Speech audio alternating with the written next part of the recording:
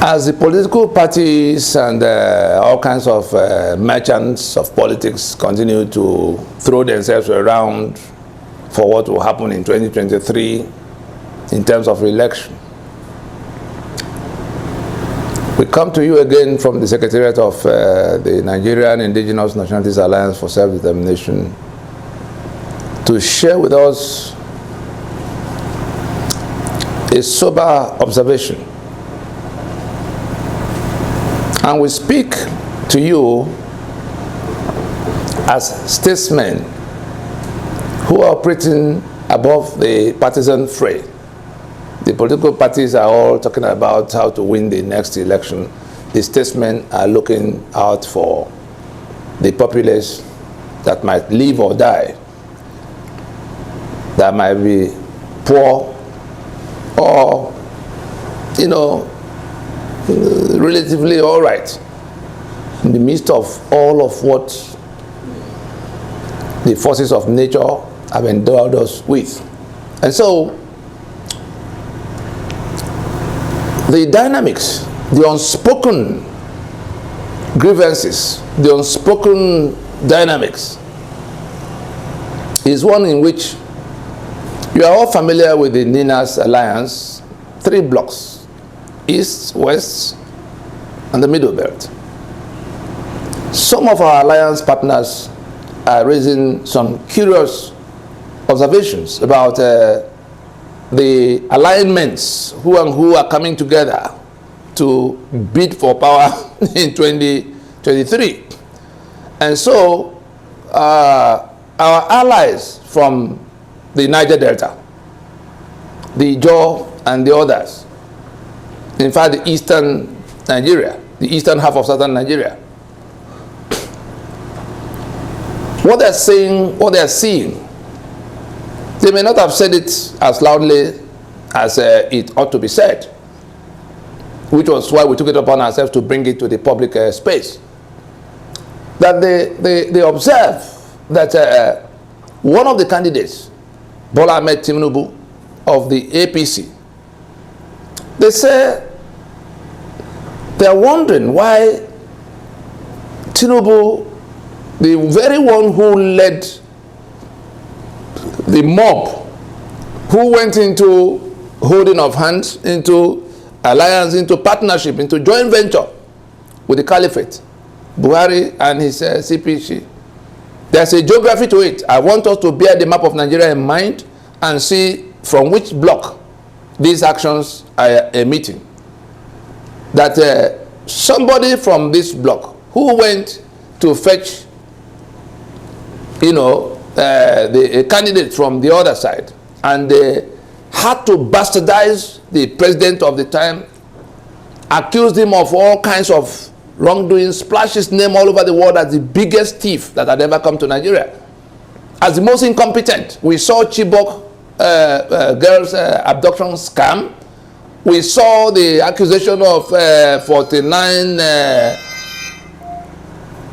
billion theft splashed in South Africa by somebody from here on account of a letter from somebody from the other block. So there's this alliance of the Southwest and the North, the Caliphate North,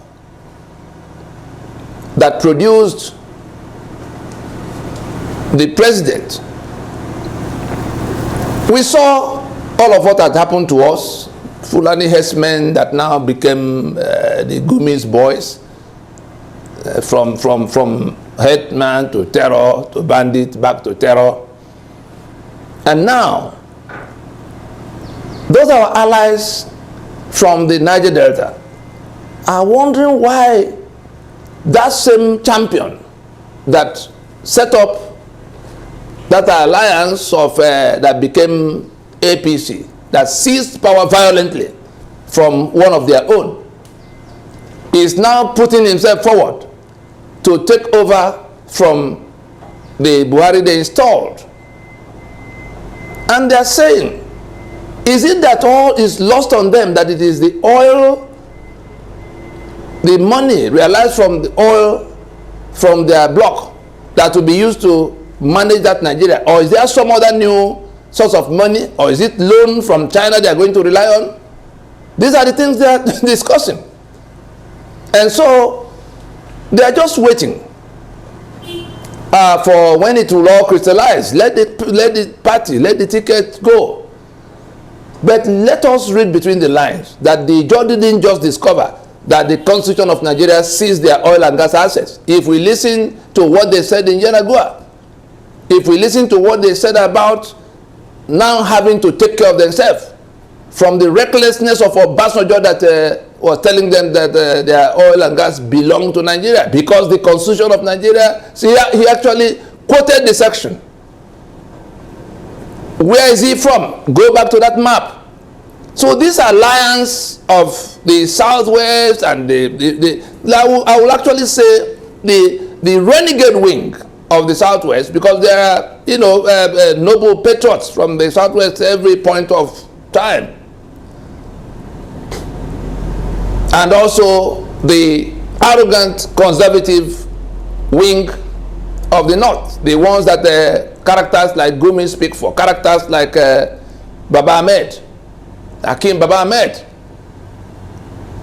and everything in between. What's the name of the professor the other time that was in ABU? All those people that come to speak Arewa this and Arewa that, you know. So that joint venture of the renegade wing of the Southwest and the arrogant conservative wing of the Caliphate North, that will always, array itself, that will always undo the Eastern side. They even went back in history to show, you know, periods of those alliances.